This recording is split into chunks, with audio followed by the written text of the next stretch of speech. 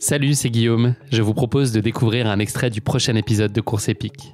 Course épique, c'est chaque semaine un invité, une course, une histoire hors du commun.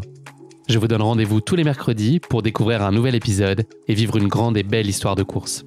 Mais avant ça, place à un extrait de notre prochain épisode. Théo, pour remonter un peu le temps et revenir sur ton parcours de vie, donc tu as contracté à l'âge de 6 ans une méningite à méningocoque de type C compliquée d'un purpura fulminant, ce qui a entraîné l'amputation de tes 4 membres. Tu as ensuite passé 2 ans à l'hôpital, en centre de rééducation. Quelles ont été pour toi les choses les plus difficiles à réapprivoiser et à réapprendre au quotidien ? En fait, c'est pas tant l'hospitalisation et c'est pas tant la rééducation, tout ça qui a été le plus difficile. Le plus difficile, ça a été le moment où je suis sorti en fait de ces endroits, que ce soit l'hôpital ou le centre de rééducation, où on est surprotégé. On se rend pas forcément compte de ce qui est en train de se passer parce qu'on est qu'avec des personnes qui se retrouvent un petit peu dans la même situation que nous. Et en fait, ce qui est le plus compliqué, en tout cas ce qui a été le plus compliqué pour moi à l'époque, ça a été de ressortir dans la rue, de retourner à des endroits dans lesquels j'étais allé avant de tomber malade et de voir que tout était différent, ma perception des choses, parce que j'étais en fauteuil à ce moment-là, et puis le regard des autres aussi, qui a été vraiment très très compliqué pour moi à l'époque, ouais. Est-ce que tu as réussi très vite à te projeter sur des perspectives, sur de l'espoir, des envies, des rêves ? Et puis est-ce que tu t'es senti pleinement encouragé, accompagné dans cette démarche-là de se projeter tout de suite, ou en tout cas aussi vite que possible vers des choses positives ? Mais en fait, dans mon malheur, je pense que j'ai eu beaucoup de chance. Cette chance, c'est d'avoir été ultra bien accompagné par des proches surmotivés, que ce soit mes parents, que ce soit ma grande sœur Océane, que ce soit mes amis.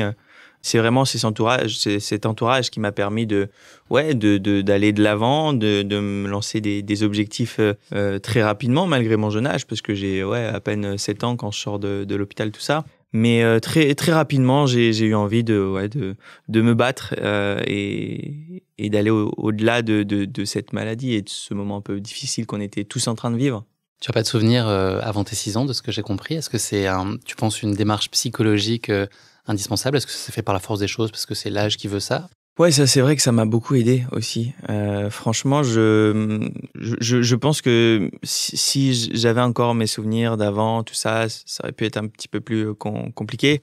Mais je pense que le corps humain est super bien fait en fait, et le cerveau aussi. Franchement, j'ai l'impression que mon cerveau a fait abstraction de tout ça pour mon bien-être. En tout cas, c'est absolument pas voulu, parce que même des fois, j'aurais bien aimé me dire je me souviens de ce jour-là, tout ça, ou même quand je réouvre des albums photos, des albums de famille avec ma mère, et je me vois sur des photos, quoi. Je vois bien que c'est moi, mais par contre, je me souviens pas des moments-là. Mais au moins, j'ai pu faire le deuil de cette vie d'avant, même si j'aime pas trop le mot deuil, parce que le deuil, j'ai l'impression que c'est quelque chose qu'on veut plus, enfin qu'on abandonne quelque part et qu'on laisse. Mais ma vie d'avant, elle a été quand même très jolie, elle a été très joyeuse, elle a été incroyable. Donc c'est vrai que c'était assez fou, cette période-là où je perds un petit peu la mémoire. Est-ce que dans ces années-là, tu portais un intérêt déjà pour le sport, pour l'esprit d'aventure, pour les défis ? Est-ce que c'est quelque chose qui a toujours fait partie de toi dans tes jeunes années ? Pas du tout. Pas du tout. Pour être très honnête avec toi, je détestais le sport. Je détestais le sport. Après, j'étais jeune, tu vois, je suis tombé malade à 6 ans. Après, tu me diras, il y a des jeunes qui font du sport très tôt. Et à 6 ans, il y en a qui passent déjà beaucoup de temps sur des terrains, dans des milieux sportifs. Mais moi, j'aimais pas ça. Mes parents ont essayé de me faire plein de sports. Le foot, le basket, le judo, la gym. Tous les sports qu'on a un peu à proximité de chez nous. Et en fait, à chaque fois, je faisais qu'un cours et j'y retournais pas parce que j'aimais pas me confronter aux autres. J'avais aucun esprit compétiteur. En fait, moi, ce que je préférais faire, c'était passer du temps avec mes proches, passer du temps avec ma mère, quoi. J'étais vraiment en permanence dans les jupons de ma maman. Il y a un sport qui a trouvé un peu plus tes faveurs, oui. À l'âge de 7 ans, c'est la natation. Qu'est-ce qui a fait que cette discipline elle a trouvé un tel écho en toi ? C'est quoi le Théo d'avant et d'après bassin ? Ça n'a pas été forcément très simple, mais qu'est-ce que tu as apporté plus spécifiquement la natation, là où tu rejetais plutôt les autres sports ? La natation, en fait, elle m'a redonné confiance en moi. C'est vrai que j'étais de plus en plus autonome en sortant de rééducation.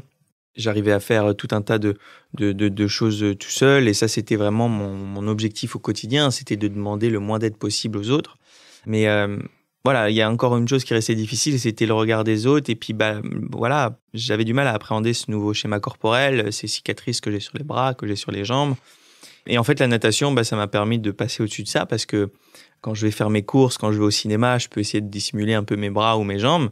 Quand on arrive à la piscine et qu'on est pratiquement à poil, c'est quand même beaucoup plus difficile. Donc, dans un premier temps, ça a été très difficile d'aller à la piscine, de se montrer pratiquement nu, d'être confronté au regard des autres. Mais au fil du temps, c'est comme tout, on finit par s'habituer, on finit par plus s'en rendre compte. Et ça a été très bénéfique finalement dans l'acceptation de ta situation. Exactement, c'est ça. Puis à la fin, on finit par kiffer, quoi. Et ça a pris du temps. Hein. Je dis pas que ça s'est fait du jour au lendemain, bien au contraire. Mais un jour, ça l'a fait, quoi. Et je me suis dit, waouh, en fait, je suis bien, là. Je suis heureux. Et c'est fou. À ta place. Ouais, vraiment, ouais. C'est un truc de dingue parce que je détestais l'eau avant et tout.